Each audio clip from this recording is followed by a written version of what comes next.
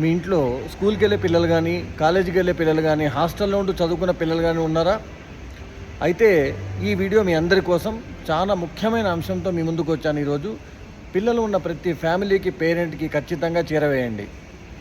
నేను చెప్పదలుచుకుంది ఏంటి అంటే, రోజు రోజుకి మీరు చూస్తున్నారు, చిన్న పిల్లల్ని స్కూల్కి వెళ్ళే ముందు ఇద్దరు పేరెంట్స్ పని చేసుకోవడం వల్ల, జాబ్ చేయాల్సిన అవసరం ఉండడం వల్ల వీళ్ళని డే కేర్ సెంటర్స్లో వేయడం జరుగుతుంది.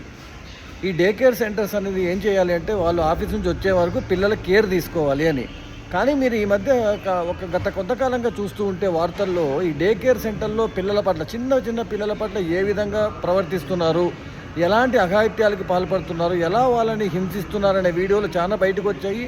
నిన్న నోయిడాలో ఒక డే కేర్ సెంటర్కి సంబంధించిన నర్సు మీద కేసు కూడా పడింది, ఒక చిన్న పిల్లవాడితో చాలా ఘోరంగా ప్రవర్తించింది అని.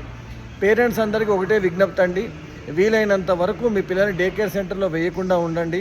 అవసరమైతే మీ పెద్దవాళ్ళ చేతిలోనే ఉంచండి తప్ప ఎవరో తెలియని వాళ్ళ చేతిలో నమ్మి ఉంచొద్దండి. రెండవది, చిన్నపిల్లలు ఎవరైనా హాస్టల్లో ఉండి చదువుకుంటున్నా, రోజు స్కూల్కి వెళ్ళి వస్తున్నా, వాళ్ళందరితో రోజు కూడా కనీసం ఒక అర్ధగంటన్నా మీరు స్పెండ్ చేయండి.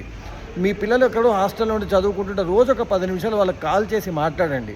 వాళ్ళకి ఎలాంటి ఇబ్బంది ఉన్నా సరే, చిన్నపిల్లలు ఈ మధ్య చెప్పుకోలేక చాలా ఇబ్బంది పడుతూ వాళ్ళు కుమిలిపోయి రకరకాల డ్రాస్టిక్ స్టెప్స్ తీసుకుంటున్నారు. ఎలాంటి ప్రాబ్లం ఉన్నా సరే వాళ్ళు మీకు చెప్పుకునే ఎలాంటి క్లోజ్నెస్ కనుక మీరు ఇవ్వగలిగితే పిల్లలందరూ హ్యాపీగా ఉంటారు.